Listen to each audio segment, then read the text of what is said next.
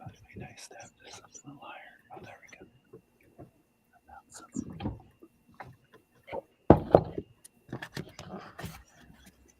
All right. We are live. Welcome. Thank you everyone for coming. Welcoming everyone at home right now and in the future who will be tuning in later. We are here with and welcoming Chiyokten in the space. And with gratitude, we're so grateful to have you come on the show today and speak with us again. Thank you so much. Mm-hmm. Yeah. To let the viewers know, in our talk, we'll be discussing the United for Old Growth Walk and Rally, and we'll be discussing some of the themes and looking to deepen some of our understandings and connection to Mother Earth and the natural world, the power of prayer and what that gives us, and the power of storytelling. And nearing in the end, we're hoping to enliven, enlighten, and share and spend some time with the current things that Chiyokten's been up with and involved to in the world. My name is Paula Johansson, and I come from and was born on the traditional territory of the Mississauga of the Credit of First Nations, and also known as Mississauga, Ontario. I am currently settling on the unceded territories of the Coast Salish First Nations. To name a few of the many who resided here is the Chiyokten Nation, the WSÁNEC Nation, the Chiyokten Nation, the Lekwungen Nation, and the Legislature First Nation. And sorry for any mispronouncements that I've given there. I am really learning to open my palate. And it is also known as Salt Spring Island. Yeah, welcoming us all to the call as well. And I'll take a moment to introduce myself too. My name is Asha Lee, and I was born on the traditional Blackfoot Territory, which is also called Calgary, Alberta. And now I'm so grateful to be a settler on the Chiyokten Territory, nestled in cedars and arbutus and building a beautiful relationship with the river there. And wanting to give thanks to my Celtic and Norwegian ancestors, who I'm so grateful for their guidance and their witnessing. And would just love to invite us to take some deep breaths, to just presence into this space.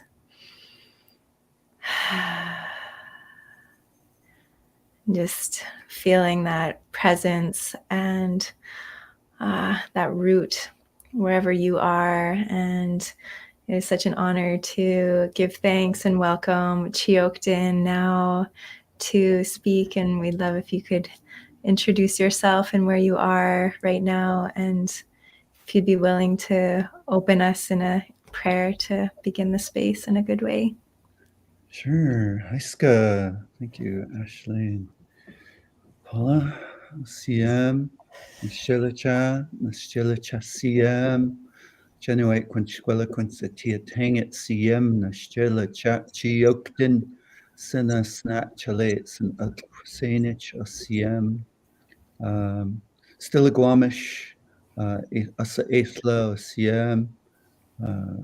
Quam Sali. OCM, Moxane, Slikat Salt Sea, Laosiam, Neachan Hachachiyokten, Shei, the Stamish, the Skalelnach, CM, Atsil Talbot, Masi, the Tachanalta, either Slikat, OCM.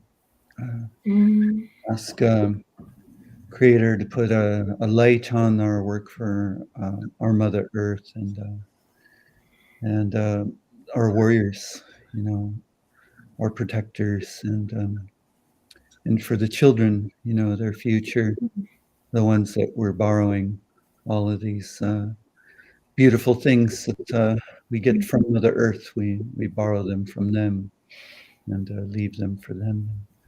It's good feelings in my heart today. I am Chiyokten from Saanich Nation and also Chiyokten. My grandmother was Chiyokten also. And happy to be here and happy to have the discussion about things that we're doing and things that are happening, for protecting our Mother Earth and protecting the future for all life on Mother Earth and all the sacred beings We recognize all these beings as our relatives and see them as sacred and know that we have lived separated from them for thousands and thousands of years, many, many thousands of years. We've had knowings, good knowings in our hearts, the elders gave us, and raising the children, allowing these beautiful understandings to become who we are. And today we think about them. We hear the teaching, and we do our best to internalize them in the moments that we have. We just have moments now to sit with wisdom and knowledge usually. But our ancient world, those wisdoms were given to us in a way that would allow us to become who we are, literally, that they were put into our bones and they were put into our Hachusada, not so much Gwelequents, sacred places, So amongst the work that we do for the ancestral beings, the Skalelnach, the tree people, we're not just standing up for the tree people, but we're standing up for a way of life and deep understandings of who we are as human beings. It's the difference is almost day and night in what we see on a regular basis here in colonialism that has been normalized, that you can dominate everything. You can kill most things and everything's going to be okay. Destroy indigenous people, ancient forests and natural animals, and your children will still have a bright future. It's going to be okay. We've normalized that. And the fact that these governments refuse to let go of their clenched fist and let just a little bit of light come in, just a teeny bit of light come in, maybe a feeling from our people, from an ancient world, that would be accessible for their children. I do a lot of storytelling with the children, and I'm really happy that we're able to transfer some of this knowing that has always been given to our people every moment of every day when we're awake, in the longhouse Chiyoketn, in those 9 months of the year that we lived in there, that we never had to go look for food once. 9 months. So much food was here, we could gather it in 3 and prepare it and dry it, And so we had that whole lifetime to learn how to become a human being. We had so many months, so much time, all placing ancient wisdom, knowledge of Mother Earth and the circle of life and the Creator into a sacred place in our beings that we know, Hachusada, Natsamat, Gwelequents, like these sacred places in different languages. And so I believe that the work that we're doing is so much more than just standing in front of a police line that wants to get their corporation in there to continue their abusive and destructive way. We're returning to a way of living on Mother Earth.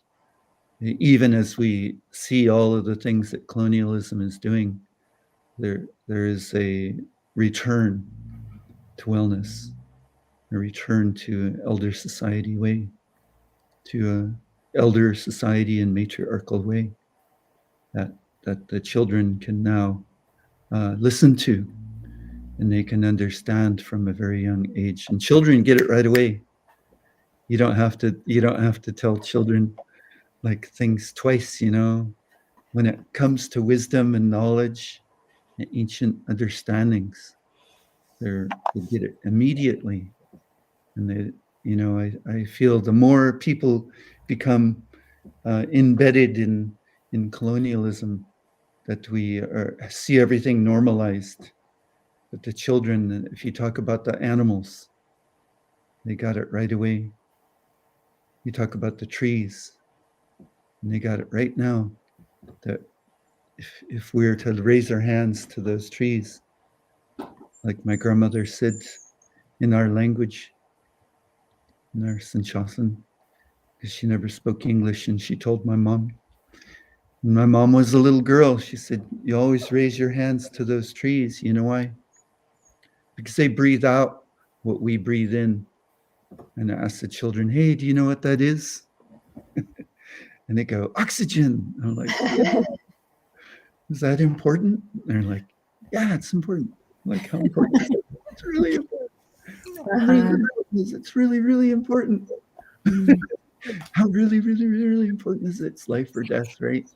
And then they finally see that. And then I'm like, yeah, it is. So how many of you understand that, feel that we should give a little something back to something that gives you life in every moment of every breath of our life, that we should just give at least some gratitude back to, give some reciprocal action. And they all raise it, like every one of them raises their hand. And I said, well, I'll make an analogy for you. Imagine you have a friend, and that friend's always giving you something, you know. That friend's always giving you some good proteins and some good greens and some roots that keep you healthy and make you feel good and your body feel good and give you all these things. And but every day they give them to you. But imagine you didn't thank them once. How long do you think that friend would continue to give you those gifts? And then immediately somebody says, not very long. That's exactly our knowing, our ancient knowing, and the way that we've lived here for thousands and thousands, many thousands of years, tens of thousands of years, that we've always understood that those beings gift us for a reason, because of the sacred promise that we would give them, to hold a sacred relationship with them, that we would have respect for them, that we would acknowledge them and give gratitude back to them, and only take what we needed and always leave the rest for the future generations, and always see everything as family. Everything, a group of plants growing together, little group, that's a family. You'd only take a part of that, and you would say those words too. And so that's our knowing, and I believe we need to understand that deeply. We need to find ways to understand that deeply, and colonialism, needs to learn that before it is learned the hard way. I think most of the people who are maybe on this webinar program here, I would understand that, but there's lots of people that don't understand that, and we need to help people understand ancient way, to understand our feelings, and we have to do it in the best and most peaceful and most indigenous way that we can. Because if we're angry, if we're upset and really pushy with something, most people won't even listen. But if you let people know that what you're saying is really out of love, because everything that we've done here on these lands has been out of love for the tree people, love for the bird people, love for the water people and the mountain people, and every people there is, that we would love each and every one of them like we would love our own child. And even Chief Dan George, great wisdom keeper of our people, said, how can you only love part of this place? How can you only love part of it and not love all of it, all of creation? How can you only love part of it? And that's the truth. We have to love every being, all being, and treat them as we would want to be treated, as our family, because we see everything in family. And if we disrespect the family, that family will just say, no, sorry, our family's been disrespected. We can't gift anymore. Won't gift you the things of life no more. And that's what we're seeing in the world go away. These beautiful gifts of life, beautiful sacred things. So, yeah, for me, it's all about sitting with these knowings and doing our best to understand them, doing our best to let go of the colonial construct and decolonize our language and re-indigenize our mind, and then we can re-indigenize our brain too. But we re-indigenize our mind.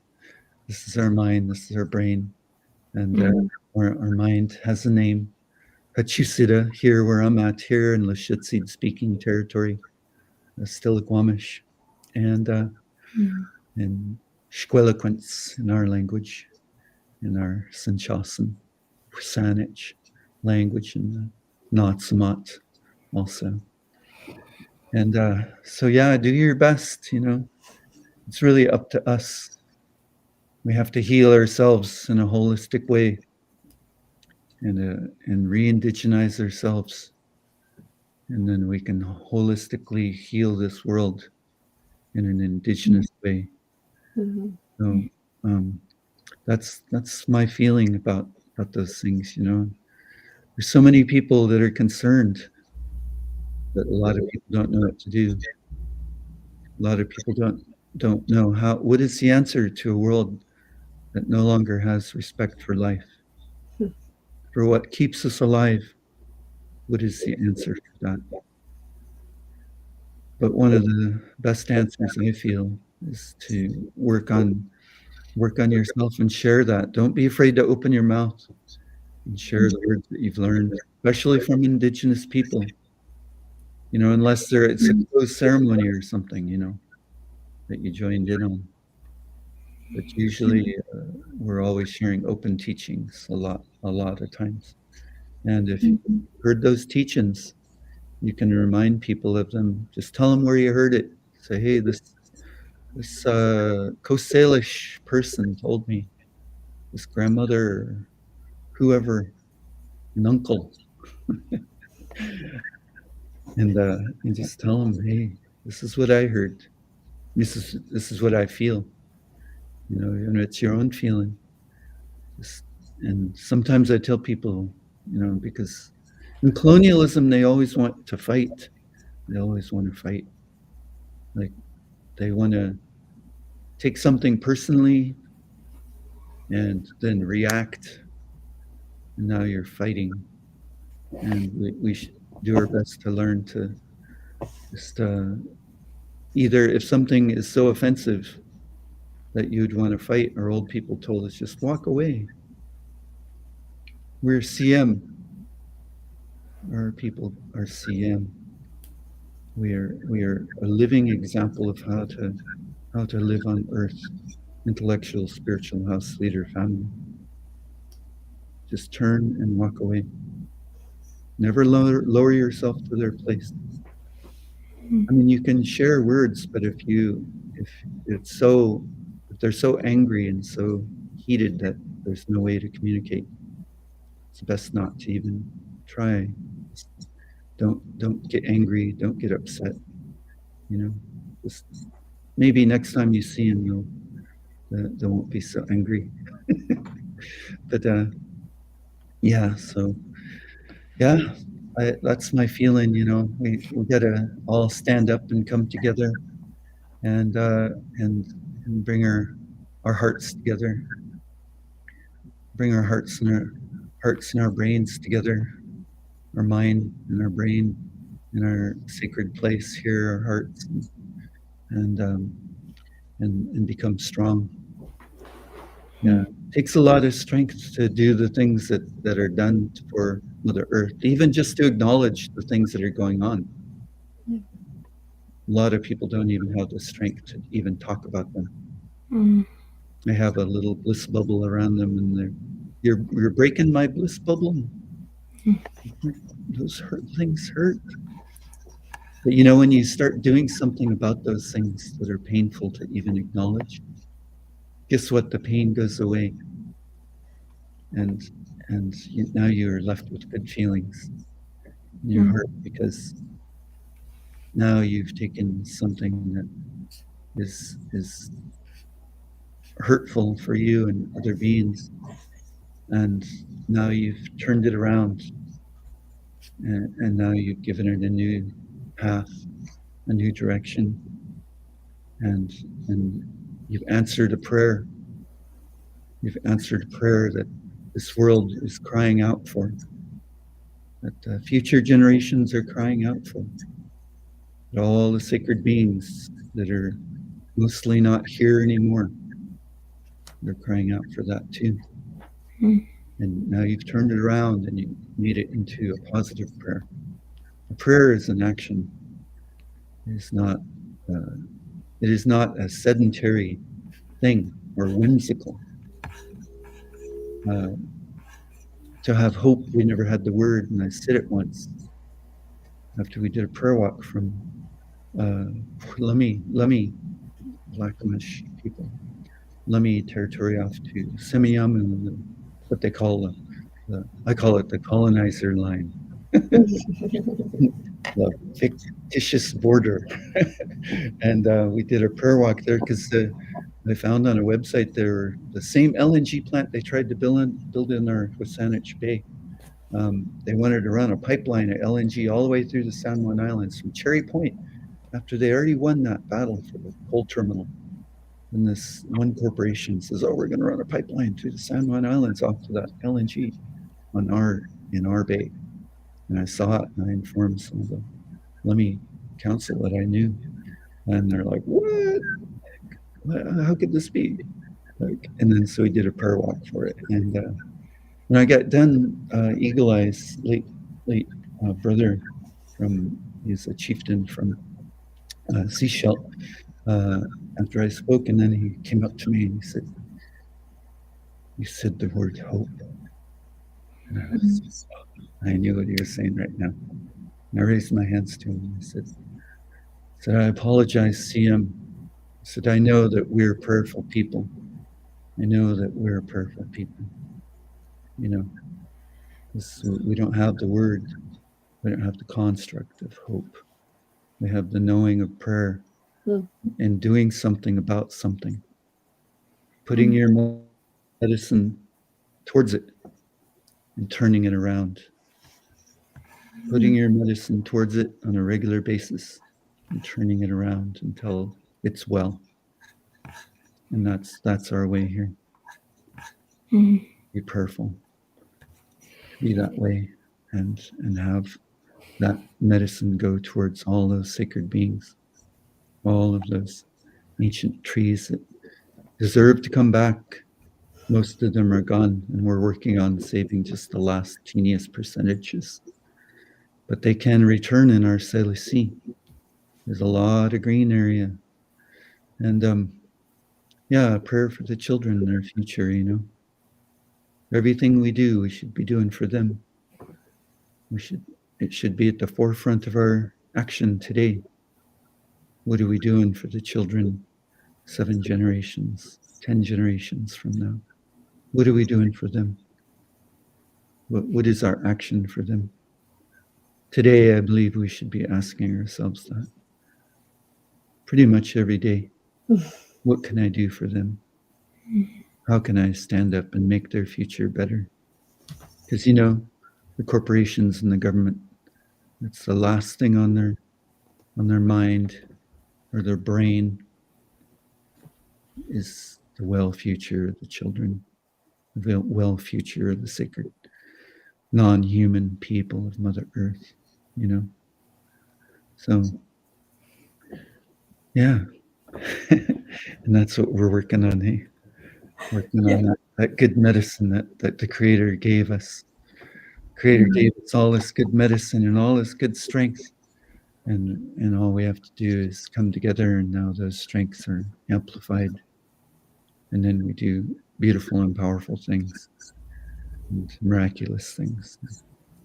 Like Sitting Bull Sid, I'll leave this before I let you guys ask a question. Sitting Bull Sid said, one finger is easily broken, but when you do this, we become unstoppable. And so when we raise our fists in the air, it's not about violence. It's about unification, that we're one. We're not Samat, and we will win. We will win all of the things that we need. And we have to hold those positive feelings, those positive knowings in our prayer. And when we have those actions, a prayer, as I said, it's something that's alive. Everything to us has a spirit. Every single being out there has a spirit. And even the prayer has a spirit. That prayer is a living thing. What do we need? We need ecosystems to be well. So let's take our medicine that the Creator gave us. We'll put some of that on there. And won't see this thing that we need way out there too far away. See it right in front of us. Just put medicine on it. And it's happening. It's not something that's impossible. Something that's happening right now. So you're putting medicine on it. And more people put medicine on it. And now that's alive, that spirit. You're feeding the spirit of a prayer that needs to happen. It's moving forward. And that's an ancient way of praying. One elder told me, we don't just ask for things. We see them as if they already been answered, as if they already happened. And we focus on that. It's deep manifestation of what we need. And we need a lot of things right now. A lot of things. So that's what we're working on. Oh, yeah. Chiyokten, thank you for that. Every piece of that wisdom that you've just handed us and given us.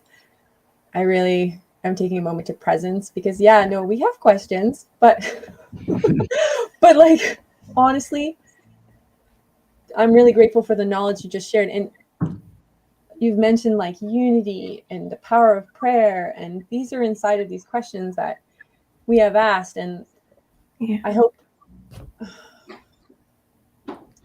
I'm just so grateful. Grateful to the essence that we didn't have to ask a single question. And there was a lot in what you just shared, the power of us coming together and the power of what prayer represents and what you can hand us and the ancient wisdom that that you can hand us coming from a colonial tradition, like growing up in a colonial way. Business is nature, not as in nature is our equal, paid in respect, like with our gratitude and love every day, presencing ourselves into the impact that we have every day and presencing is into the 7th generation effect that what our actions say today is actually extremely important for many generations of all beings, human and non-being, but us all equal beings. And what that unity is. So thank you for the prayer opening up and then just going right deep into the sacred wisdom that you're carrying, that you're offering everyone here on this webinar today. I'm just so grateful. Thank you for doing the good work. And it's important that we use our creative minds and do what feels right, And even if it's just you, like Greta Thunberg, she had the vision of going to Parliament and standing there and holding signs, demanding a future for her generation of of youth and children, and she decided she didn't have a future because she doesn't see in gray. It's all black and white for her. Mm-hmm. And no one showed up the first time. There's even a photograph of her with one sign, you know. But did she stop? You know, no, she didn't stop. She kept going until the biggest day with 3 million youth on the streets. Wow. Around the world, you know. Yeah, 3 million out on the streets on the biggest day of Fridays for Future, you know. So never believe that even if you're there alone, you know, if you really believe in something, keep doing it, and other people show up. Just keep for the right reason. Keep doing it out of love, for wellness, for all the good things that we need. These are our birthrights.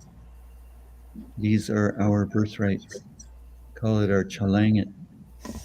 To have clean water. It is our birthright to have these ancient forests, to have a healing world. It is our birthright to have the medicine that the Creator put here on our sacred Mother Earth. That is our birthright, to have all the sacred beings around us. And that's called peace. What we understood, what we lived in was peace. Now we're at war. The settler colonial leaders would lie to you and tell you, we created this great time of peace. So awesome. Best people on the planet. Greatest civilization of all time. But there is no peace, sadly, man. Not comparatively to the peace that we held with every natural being. That we held them dear to us. And they were dear to, you know, we were dear to them too. Because our role as a human being is recognized by them as we would recognize each and every one of their roles. The Creator breathed breath, sacred breath into them, giving them the ability to be people, non-human people. And that our job, the number one job of humans, is to lift up all those other beings. As our elders said, you know, because we don't have a word for animal, like in settler colonials. Oh, you act like an animal. Like, where are the animals then? They're down under our feet. We just smash them, you know. But in our way, our old people said, the Creator put us here last on earth so that we could lift up all the ones that were put here before us. Lift them all up. Lift up all the beings that were put here before. That's our job. To be protectors of all life. The center of a human being should be that deepest knowing that has been placed into our bones. And our Hachusita over and over every day of your life until it's no longer here. But it is here and in your bones that you no longer have to think, what should I do? But you already know. And your bones know. All of you knows exactly what to do.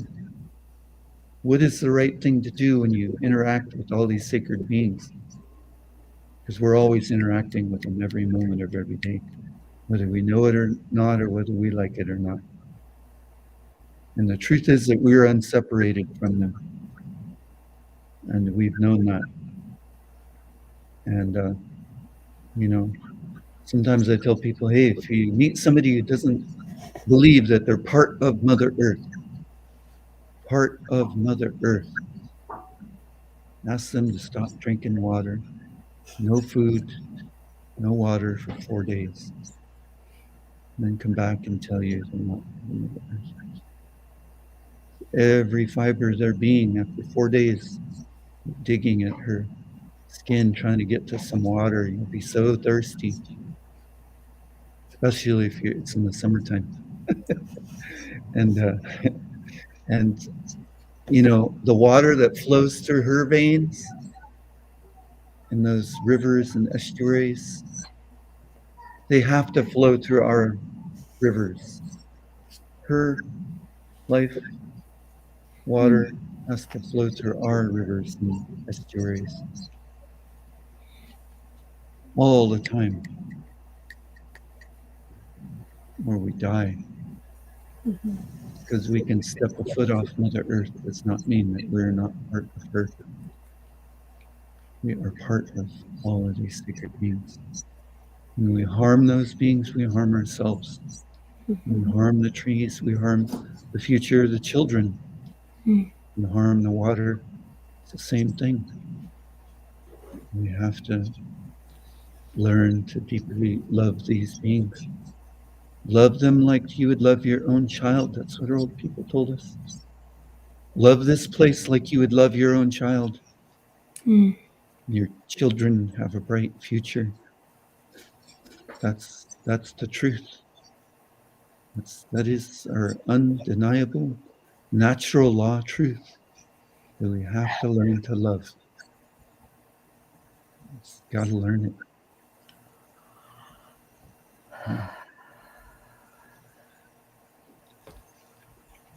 Yeah. Wow. Yeah. Are you going to go, Asha? Did you have something to say there? I could just acknowledge the gratitude in my heart and the feeling of just being dropped in already into this softening of my heart, receiving your words and wisdom. I'm so grateful. Wow. Yeah, I feel you've answered our questions and more, just in how you've already been willing to share and the depths of which this wisdom pours through you. It's yeah, I'm so grateful to be here and uplift your voice in this way. And I would love to be able to steer the conversation slightly in the direction of the walk coming up. So yeah, Paula, would you like to speak to that? Yeah, I mean, we're talking about these potent times, this code red emergency, as they call it, the colonial disaster, as we could say it, by listening to what you're speaking of how we've learned to business is nature, not nature is our life. It's a different relationship, I feel, and I know I haven't put that to words in the same beauty that you did, but many are coming together, and it was a dream that seeded from a group called Elders for Ancient Trees, and Sierra Club came on board, and many others have come on board in the Union of the Union of Chiefs are also on board as well. And on February 25th, many are coming together for this walk and rally. Thousands of people, and they're asking for the same thing that's been asked for before, the same thing that the land protectors that I know and the places that you've been are calling to the government to pay attention and to stop creating this bloodshed of the beings of the earth, and start relating to it in a more harmonious, unified manner. And I think what's interesting about this march is we're all coming together, many different cultures coming together to unify, while really asking to step back also and learn a lot from Indigenous leadership. I think this call, what we would like to do, what like the presence of ourself want to do, because we know when we're here and listening and just feeling it's good in our bodies, it's like what you're saying, it's like it's in your body, this wisdom you're sharing. And I feel like every time I hear it, it goes deeper into my body and my cells rejuvenate past what they've already learned since when I was born. So we're so grateful to have you on this call and to talk about it, because over 200 organizations have come together at this time to like have this walk. Thousands may show up. We don't know. But we are grateful for this time of this place. And we were wondering what this walk means to you at this time. Yeah, Iska, thank you for explaining some of that. And yeah, it is marvelous, isn't it? Yeah, and I'm thankful for all the organizers who've, if people could only understand how much it takes to actually do even the most simple event. It's like really kind of painstaking sometimes, though us Indigenous tend to just like, we're doing it, and we get some people to pitch in and help, and we can do things in pretty short order sometimes. But it's really good that this event has been planned out in a long timeline, and there's so many orgs on board. My organization, Protectors of the Salish. Yeah, we haven't done a lot of things recently, but I showed up at Fairy Creek, and there's other things that I've done as far as sharing story and education and things like that too. But I'm excited to be there, and the BC Union of Chiefs is pretty awesome that they're there.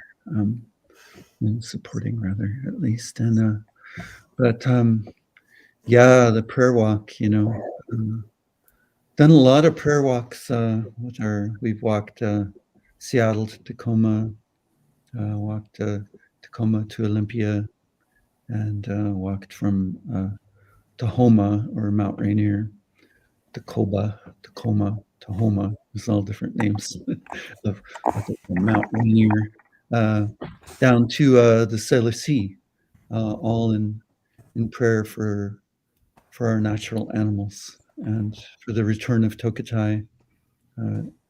Lemmy gave her a name, Scully Chiyokten, and she's a sacred relative called Tlalamich, and the killer whale people. She's been a slave in what was Miami Seaquarium for like 52 years. Every day, a slave, not one day off. If you check the schedule, she works Christmas. It's not a very Christian thing to do, eh? Anyway, make a sacred being work on Christmas. Holy, yeah? Gee. But yeah, we worked to bring her home. We signed a Tokatai proclamation, all these different things. But these prayer walks are really beautiful things. Some of the most profound things that I've done is to walk these long miles in prayer, in song and prayer, in silence. We did these other prayer walks. I know that some Cowetson families organize these prayer walks off to their sacred mountain and everything. I sat in on those. It was amazing. So beautiful. Yeah, but yeah, it is very rewarding to be in that prayerful way, to be unified with each other and with Mother Earth, and to acknowledge the water. Whenever we cross a water path, we'd usually stop and sing a song, and if we saw anything that wasn't quite right, land development signs, we'd stop and do prayers for the trees that were still standing, we even disrupted a few banks along the way. There was a Wells Fargo on the way. One of them, hey, I think they're open. Let's go see if they want to hear some songs. That was a lot of fun. But anyway, yeah, those prayer walks are just really good eloquence, really good feelings in a sacred place in our beings, and having those elders up front, and the singers and Indigenous people leading the way. That's what we plan on doing in this one too. That our First Peoples would lead the prayer. Originally, they wanted to call it a march, and I was like, we Indigenous people don't even have the concept. Why would you guys want to march on our land? We have the construct of walking. We run. We could do a run, but no, we got a prayer walk, and the prayer walk is traditional around Elk and Beaver Lake in our Saanich. That's our original place for prayer walking. We would walk around that lake early in the morning and do prayer walks there. It's one of our prayer walk locations, yeah.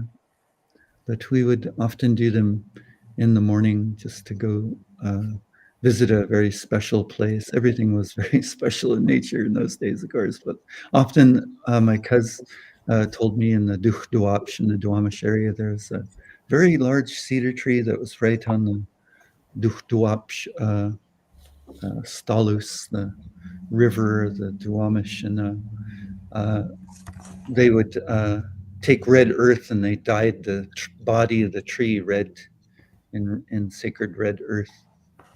And people would go there on these prayer walks up the river, and they would leave gifts on the tree.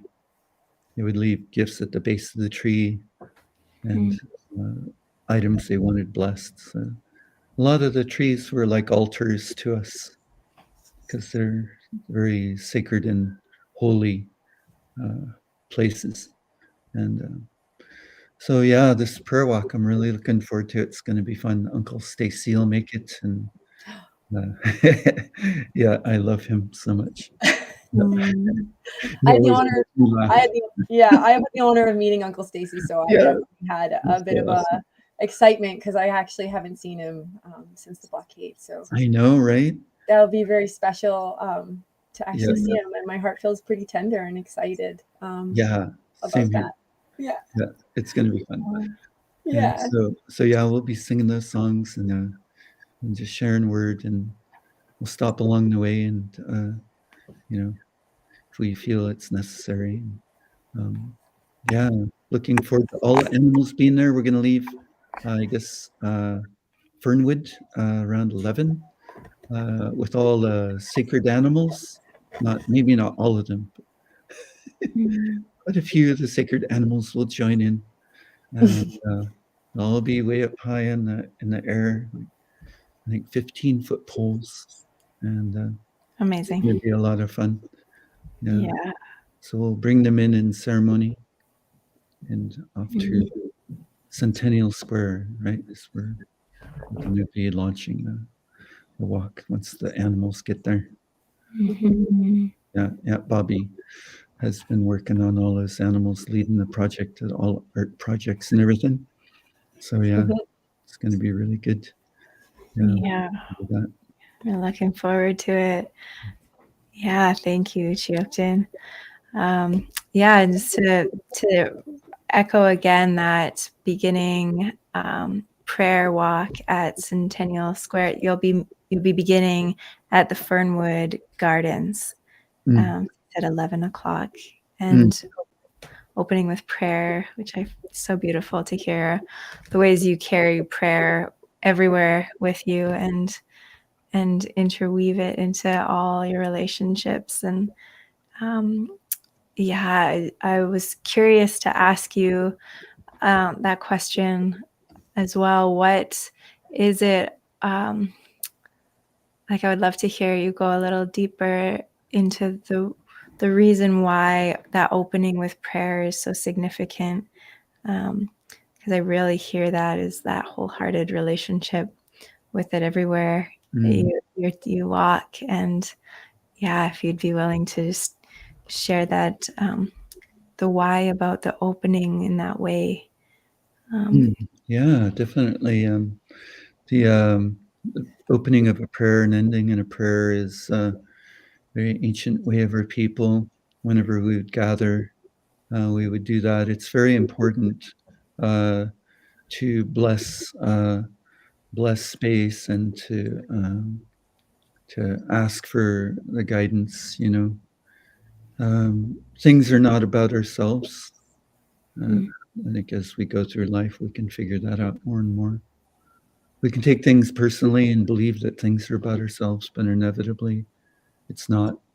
And it's about connecting to the spirit of the sacred breath of Mother Earth, connecting to the sacred breath of the Creator, And when we connect to those things, everything goes well. Mm. Even if some things happen in a different way, we know that that those things were placed there and as a lesson or whatever it is. But to begin that way is very important, so that that we are unified again. In a prayerful way, we become unified. I've seen some people lead certain, they often call them marches, do them unceremoniously, and it always feels like we're not one. We should be of one heart. We should be of one mind and one prayer, not so. And that's what happens when we do that. We all come together with that one heart. We all come together with that gift that the Creator gave us, and then when we step, we're all with the same intention. We're all with the same, medicine in a way.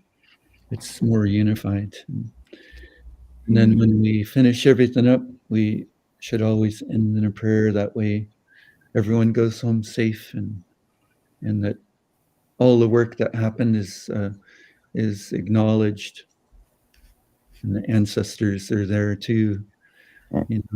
They show up when we pray.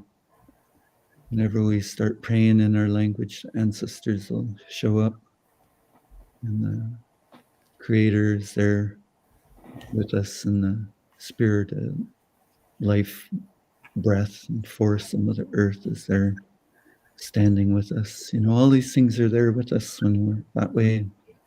And that way, it doesn't just kind of dissolve. Yeah. And that we come together, and we know that we can be together again in our next meeting like that. Yeah. Thank you. Beautiful. Yeah. I appreciate your teaching and saying and talking about the word march too, like teaching us and allowing us to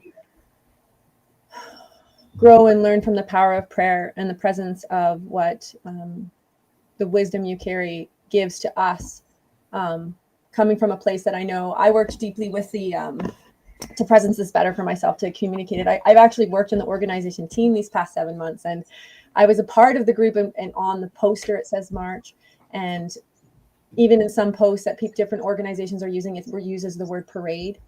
And I know from the core organizing, it has trickled in, and we're like been taught and spoken about using the word walk, which you've expressed to us and given us a lot of the presence of already, of what that the prayer walk represents and what that gives to us as a greater community working together from that place of unity. Yeah, I wanted to know, like, if you could give us a little, like, what do you feel March gives us? Like, I just feel like I really do feel like it's a lesson.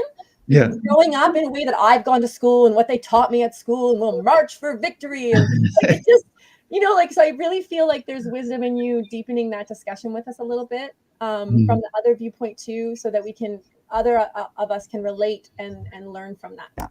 Yeah. Well, last I checked, really, Soldiers March. I don't know if anyone else really marches, but we don't have soldiers, and we have warriors who are much more sovereign and not bossed around by government or a corporation kind of thing, and with usually an ill mission, an ill intent, sadly. Like most wars are about profiteering. Smedley Butler, 3-star general in the 40s, wrote a book, War is a Racket. Should be mandatory reading for every child on the planet. He got inside privy finally and learned that every soldier he sent in to die did it for profiteering in every war that he was involved in. And so he did an expose, a short book, War is a Racket. And so, yeah, I won't march. They have to kill me first. But no, I wouldn't march. I won't march for anybody. I'll perfectly walk, and I'll even run if I have to. I've had to do that before. but yeah, it's quite a totally different thing, because our warriors are protectors who are the voice for the voiceless and the standing for those that cannot stand, and that's totally different than being in some form of like structured, like stomping. Like we don't actually, we've never, the only time we stomp would be like in a dance, in a prayer. Yeah. That's the only time that, because our prayer is a dance too. Well, sometimes we call it a stomp dance, but you're in a prayer while you're doing it, so it's not like you're just like bringing your heel down on Mother Earth to go do something to somebody, But no, yeah, we would walk with the front of our foot and then let our heel down. That's Indigenous walk. Even I now studied some Indigenous runners and noticed that they lean way forward when they run, like that. They're on the front of their feet. They're running, and they say it's actually really good for your back and your bones. So there's people starting to advocate for that style of running. Yeah, it's pretty cool. And so yeah, it's about how we relate to our mother. What is our relationship to her? Is our relationship of respect, of prayer? That's why you step with the front of your foot. How do you treat your ancestors? How do you treat them? How do you treat the skin of your mother? Do you do it with that prayerful front of your foot coming down? Or do you kick her every time you step? That's the difference. A lot of it is that. Yeah. I appreciate that. It's, I feel like just sharing the story, like when I got off the phone, when I was told like the word is changing, and I was like grateful for the word to change, and I could see something in that moment of why it was changing. And I can hear now the essence and the resonance that you're giving us from the differences of it changing. And I remember walking, I don't have a phone in my home, so I have to be at a farmhouse. So I was walking down from the farmhouse, and I really felt like nature when I was walking, this like presence of nature surrounding me in such a deeper way. And I don't know, I definitely sat for a few moments of silence to hear that change of pace and that change of place inside of me. So I really appreciate you giving us and handing us in this moment too, because I humbly say that, like, all of us are just learning and relearning how to come out, as you said at the beginning of this call, from a structure, like a colonial structure, into an earth-based indigenous way of being, right? Like a connected way, a unifying way of being. So yeah, thank you for that decolonizing language there, and bringing more gentleness and intention and prayer into just the way we walk. It's beautiful. Thank you, Paula, for that teaching of that you received, in nature, because sometimes we don't even touch our mother no more. How often do we touch our mother, the skin of our mother, with our skin? We have to ask ourselves that, because our people had more, if you want to call it a resource of the most beautiful woods in the world, ancient cedars and all kinds of other woods. And we never killed any of the ancient trees. We never killed the giants. We would harvest from them after leaving a gift and letting them know who we are, what our intention is and that we would only take part of their family and, use part of them, and then they would grow back around themselves and heal. And so yeah, we never put roof boards down in our longhouses. Floorboards rather. I'm sorry. We never put floorboards down in our longhouses. We chose to. There was a certain fish in the South Sea, what our elders said, that had no odor in its oil, and it became like rammed earth almost. It was still soil, but it was just made so it was like a floor, and you could sweep it, no dust, nothing. And so every day we're still with our mother. We're not like off even that far from her. We're touching her. We're actualizing the reason why we came here. Our elders said, they said, we have come to this place to heal. Let the medicine plants brush against you. And never separate yourself from your mother. And so all of those sacred beings are their intention is to allow medicine to come to us, to have a healing experience throughout our lifetime. And if they're all gone, as they mostly are in our CLC, you can see that people are not well mentally, they're not well in their hearts. Even their bodies aren't well a lot of times now. Because most of all that love of the Creator has been taken away from this land. And we can return it. And I believe we have to. And I want to, speak of that. As we speak of protecting, we must speak of restoration of all sacredness, all life. Most of it can return. Sure, there's areas where it's not going to return, but there's a whole bunch of other areas where it could. If we just stop killing it over and over again. So yeah, that's a good teaching. And you said that you just sat there and you took in that Mother Earth medicine.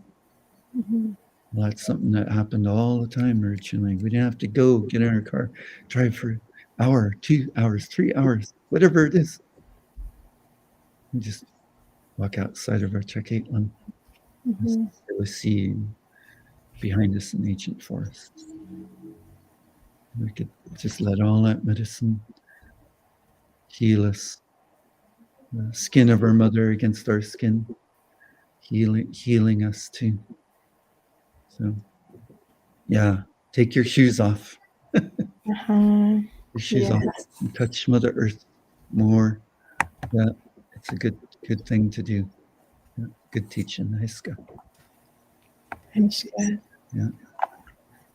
Absolutely.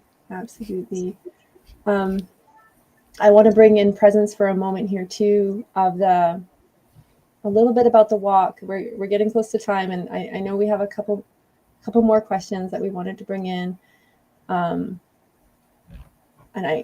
It's about the procession of beings. I don't know if you heard. So there's banners that Bobby's made with a whole group of team. Many people have been working on it. It's like the species at risk. They're our allies, our friends, right? Are equal to us. You're holding them and coming down with the prayer walk, which is so amazing. And then when you come down to the Centennial Square, I don't know if you know, but there's a whole other world that's also been created from many different artists and people from different organizations. I know from Salt Spring here, I've helped with a group. We've made 55 trees that can be walking along. Right. There's a huge mother tree that's been created. There'll be octopuses and orcas, and it's being called the procession of beings, and it's amazing. And that it's gonna be behind the First Nations, leading us in drums and songs and prayers, leading us from that moment in Centennial Square where you give us that prayer, leading us from that moment in Fernwood when it actually really just begins that day of that acknowledgement of what's coming together. And I really appreciate that. And something that happened to me, like when I was working on these trees, it came from this place of like learning from Indigenous wisdom keepers, like embodiment of nature. And so when I was working on these trees, I was really thinking of, am I a tree? How is a tree? Who is this tree? I'm eating this tree. I'm respecting this tree in this dance. And I think what I'm trying to bring in and bring together here is this unification that's happening. Whereas First Nations will be leading the walk, the prayer walk, And there's many people from different cultures that have come together behind creating this procession of beings. And I know that not all of us, like, wait 1 second. I know what's happened that all of us have created is we've walked in a way that we're creating it from our reverence and our respect to nature. Mm. The intention of that place from the organizational pool that's been happening, coming together over these 7 months, has wanted to create and anchor that space of reverence and respect for the forest as part of why that's created. And I think what I want to bring in here is that beauty. And I know they're different, but in a way, like the cultures are different and the reasons why we've created it is different, but the same, like it is in reverence, but it's not maybe made in prayer every moment that everyone has made their moments, but it's coming together and it's coming for prayer in this walk together. Yeah.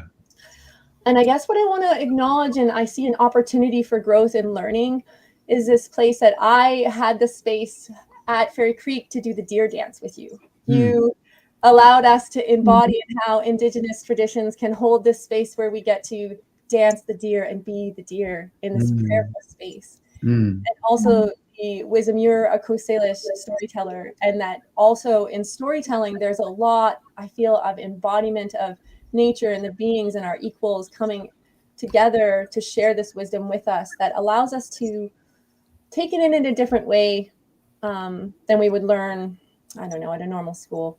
But I guess what my question is like,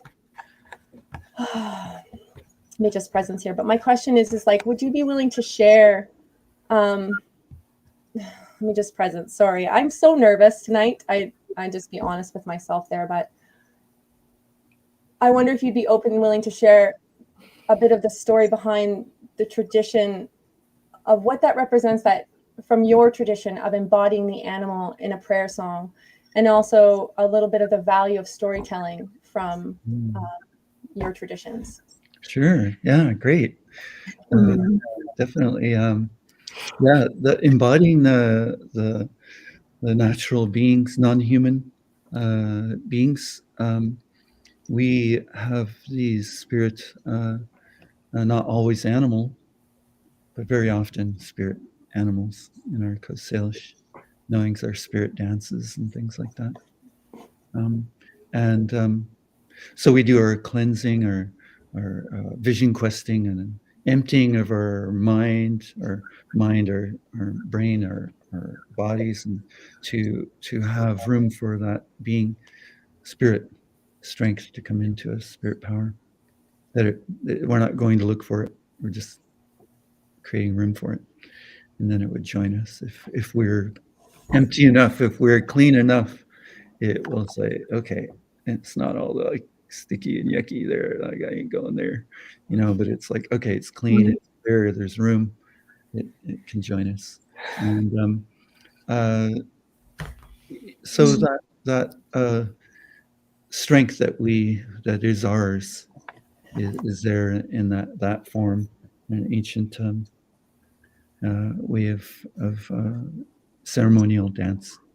But there are other open dances too. But always, when we dance, we don't pretend. We don't make believe. We become those beings, and we embody their strengths and all these things that they carry. And I believe that allows us to understand these sacred beings even more, because we're ceremonially connecting with their spirits and having so much empathy for them that we would do our best to become them.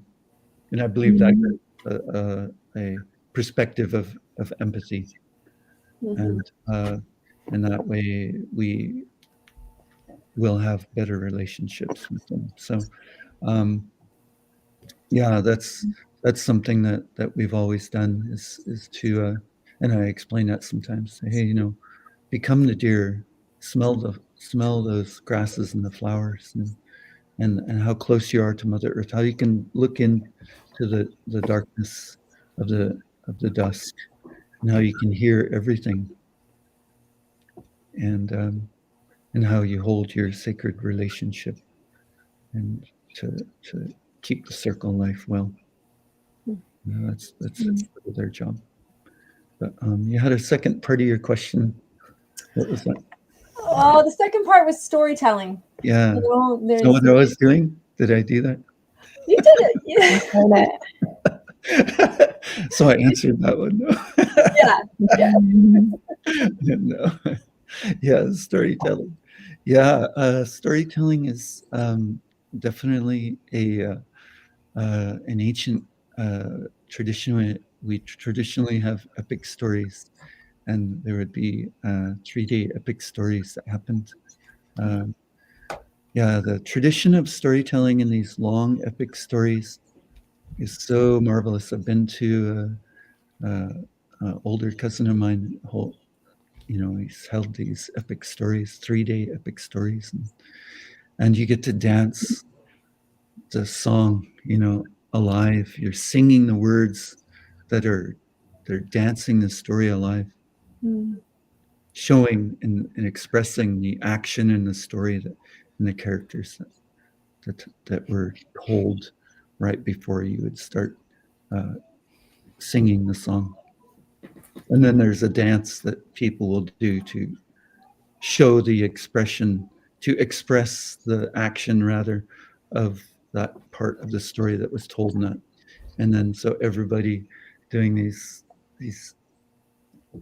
singing and dancing parts that are telling the story. It's something that transforms you. Yeah. And storytelling transforms your connection to all these sacred beings and to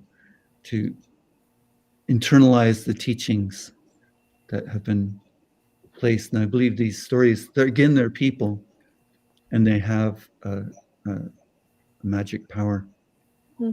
And that magic power is to give you medicine, to give you understanding, to give you teachings. And when stories are told, they never give you an explanation and the moral of the story is, but no, they just say, sometimes they'll say, a storyteller will say, this is what I learned. This is the teaching, one teaching that I learned amongst infinite teachings that could potentially happen in even the shortest story. Because everybody, and maybe the teaching isn't even for you, so maybe that there's no teaching in that story for certain people even. But everyone receives different teachings. And so the stories are that way, they're alive. And they're actually, like the songs, they're alive.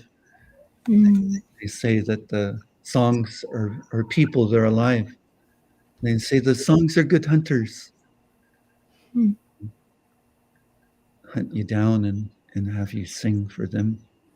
The reason why you love a certain song, the reason why that song, why does it keep coming to me, like you talked about the deer dance?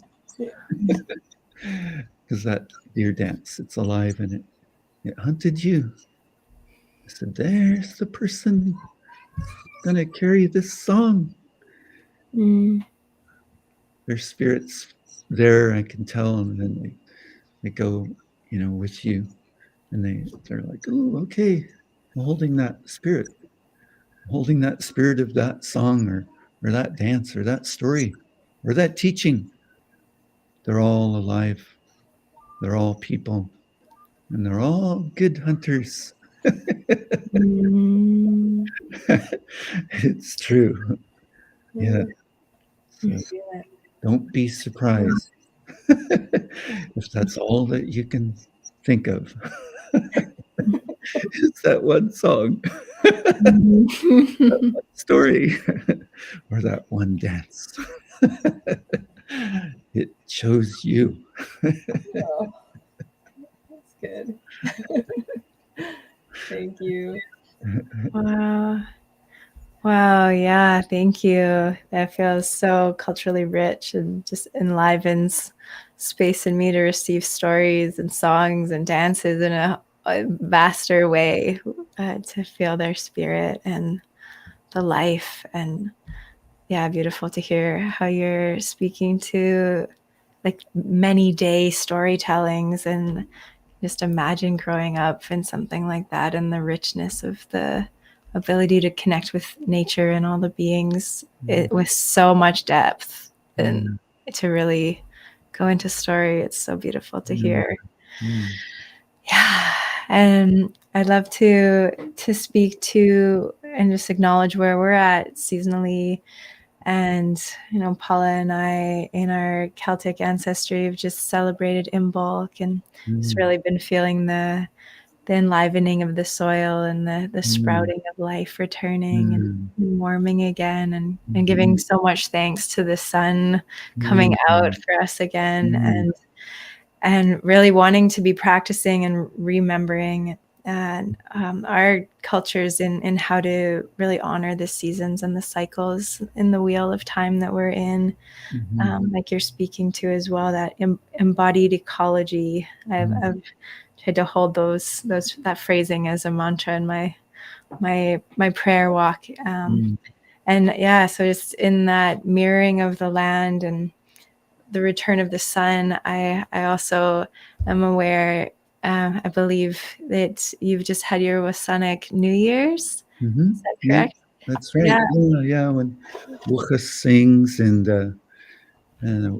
begins his Wuchas song, the frog song, is sung to all the medicine plants, and after a long, cold slumber of all the people, the plant peoples, and the medicine plant peoples, and Wuchas starts singing his song, and he sings, "Wake up, wake up, wake up, my relatives. Wake up, my relatives. Your relatives need your medicine." And that's what he's singing. When he's singing those songs, that's what he's singing. He's waking up all the medicine plants around, and that's one of our moons. I believe that's one of our moons. Is that New Year? Wuchas moon. Wuchas moon, where all the medicine plants begin to wake up, all sung awake by the song of Wuchas, the frog. Wow. And so, it's begun. I've seen it. Yeah, the Indian plum has nice, like not flowers yet, but boy, a couple days, I bet I'll have like some little flower. The leaves are popping out already. They're starting to crack up. Yeah. Yeah, I heard Wuchas singing. So it's happening right now. I heard the frogs outside my door. Yeah. Me as well. Yeah. They are awakening. Yeah. They're singing the medicine plants awake. It's a beautiful story. Yeah. I love to hear those alignments of cultures and ways of celebrating, and really give thanks to your stories too, and your teachings. And I'd love to make sure that we acknowledge some of your other offerings that you've been participating in, and all the incredible work that you've been a part of.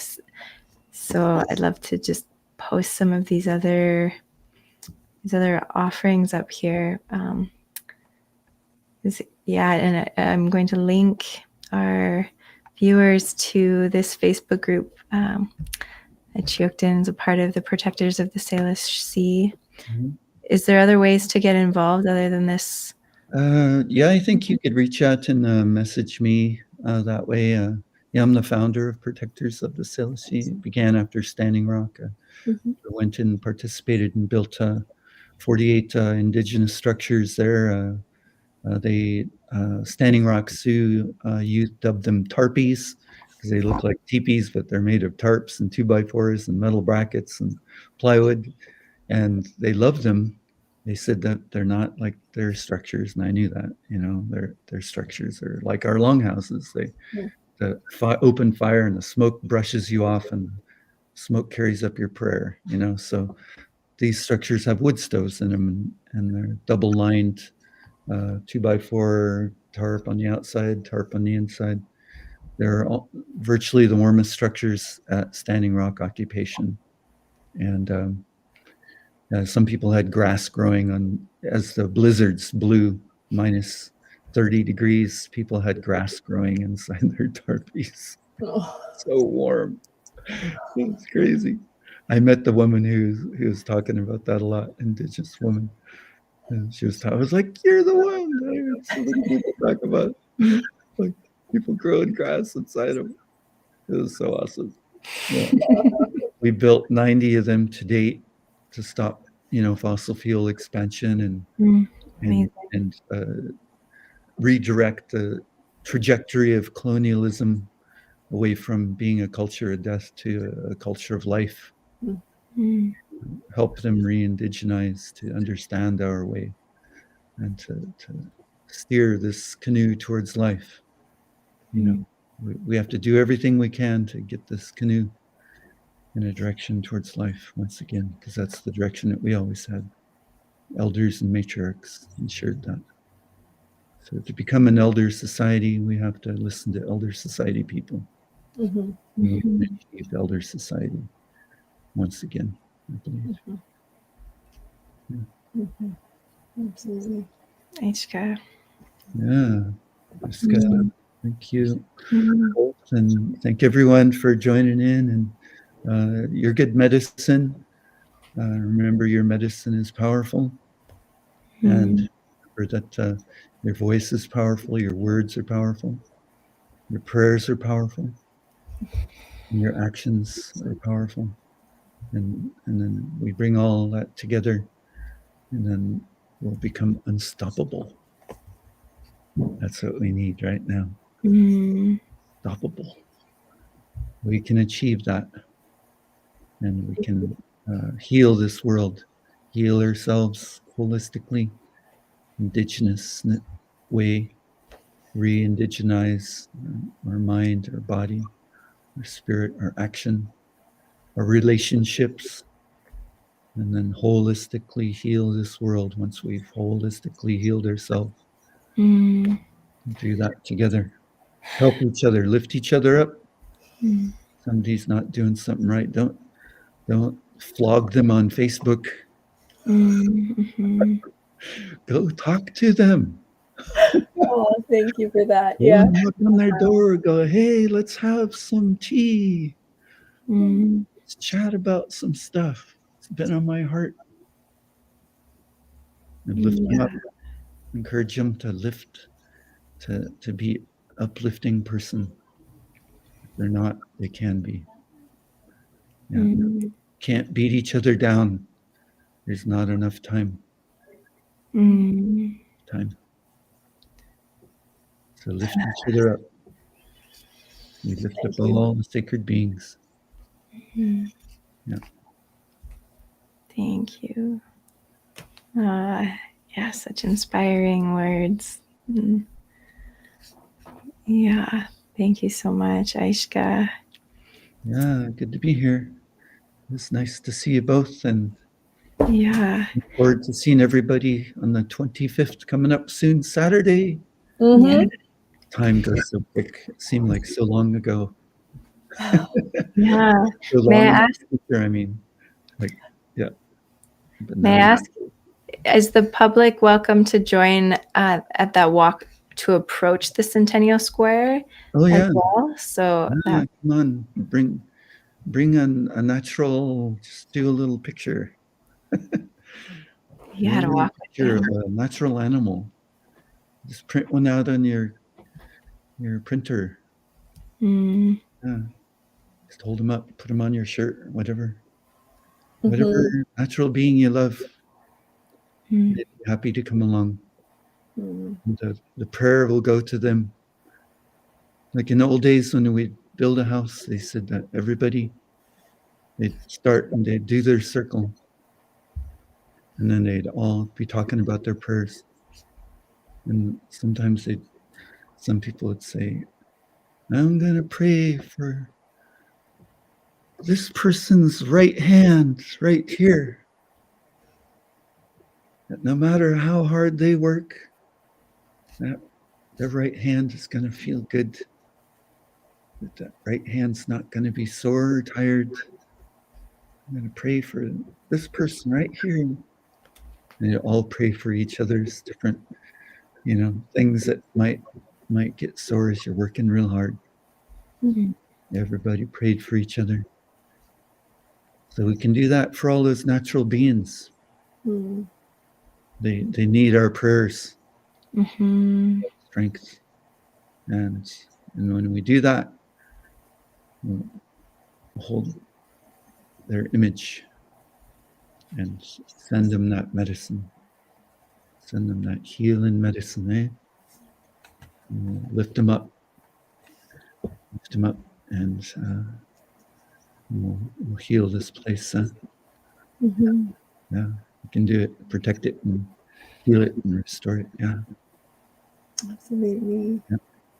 And thanks for presenting us into the 25th in that way, that we can hold that space that you're offering us to learn from, to grow from, the resonance it creates when we come together and do that together. So thank you, because I know there's going to be a lot of different cultures coming together. And so you sharing this knowledge, I think, feeds that re-indigenization of ourselves, to learn from the wisdom keepers of the like the First Nations that hold these truths and traditions that will help our world change. So I'm really, really grateful for you coming on today and talking with us and holding the space. And I'm wondering if you would be willing to close with a prayer for us. Yeah, let's do that.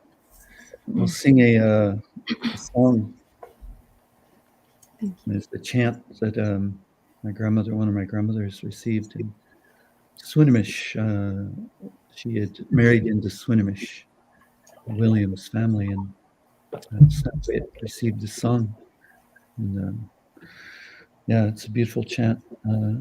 It's sung in the Saanich, and I could explain the words afterwards, but feel free to join in a little bit if you like. And actually, there's no rhythm. Ni Steven Coast Cow Ni Nele Coast Cow Ni Sasi Wes Coast Cow Stawilentis Coast Cow Ni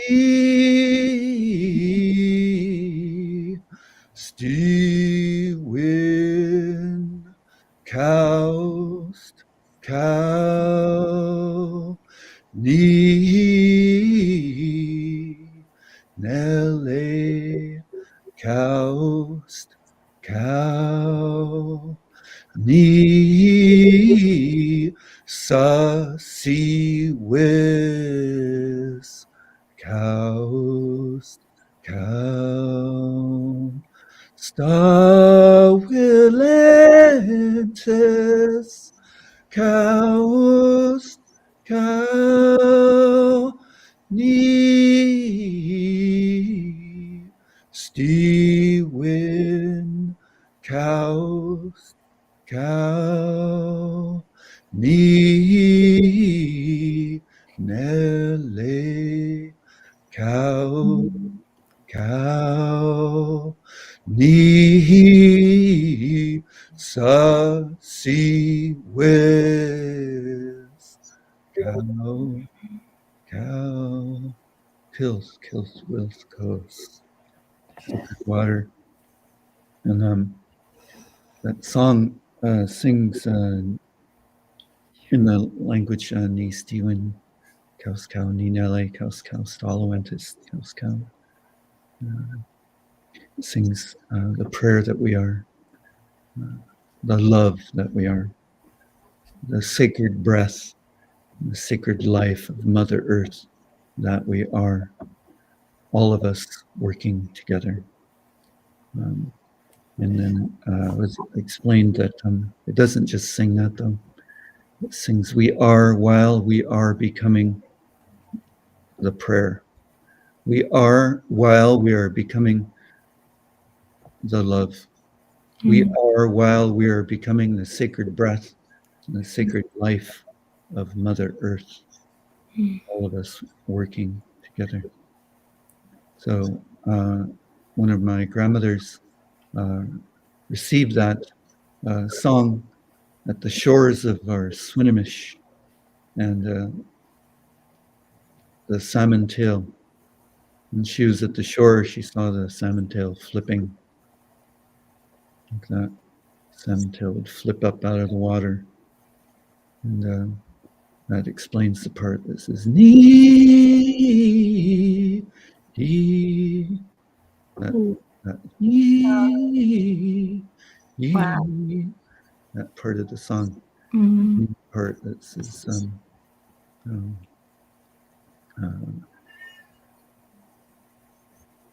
the sea whiz, the sea whiz is the waves. That is the waves lapping on the shore. So the spirit of the salmon and the spirit of the water gave her that chant, gave her the words, gave her prayer in the words about. But I believe like an understanding of who we are, and we're the prayer, we're the love, we're the sacred breath of Mother Earth. We're unseparated. Sacred breath of Mother Earth isn't over there. It's right here. It's in our hands. It's in our eyes, in our word, our breath, our step. It's in everything. We're the sacred breath of Mother Earth and of life. Yeah.